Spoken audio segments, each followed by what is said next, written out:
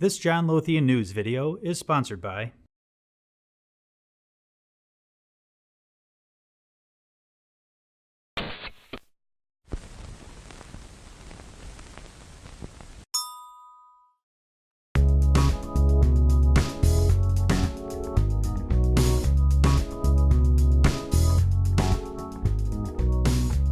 What are the key reporting issues for SEFs?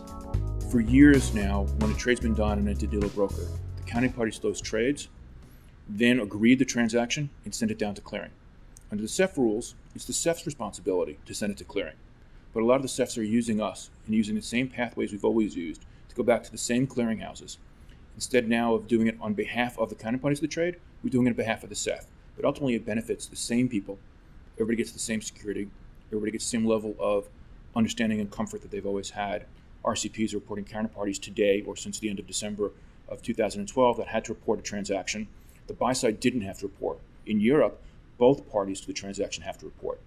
And a lot of folks have said to us, I don't know how to do that. I don't want to do that. Can you do that for me? And since we do that today on behalf of the RCPs, and October 2nd, we're going to be doing it on behalf of SEFs, it's very easy for us to add in Europe, doing it on behalf of the buy side participants as well. As we look across what's happening in Asia and other areas, mandatory clearing, other markets, we're doing the same type of thing where we step in and do what we're already doing, but do it for other participants or new sets of participants.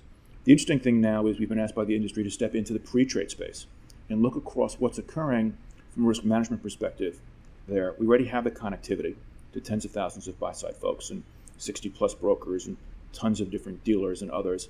So they've said, can you take a look at what's occurring in pre-trade? Can you help us manage the risk of the transactions? When we trade on a central limit order book or a club, we may not know who the counterparty is.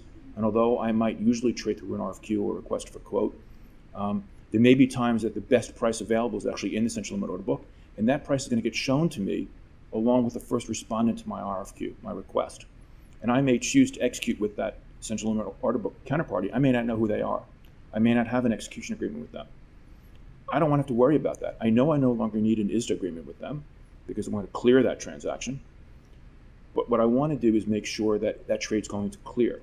What we've done is built out Credit Center, which allows all participants to use a central hub that allows them to have their FCM put their credit lines in, whatever SEF they want to use, put their orders in.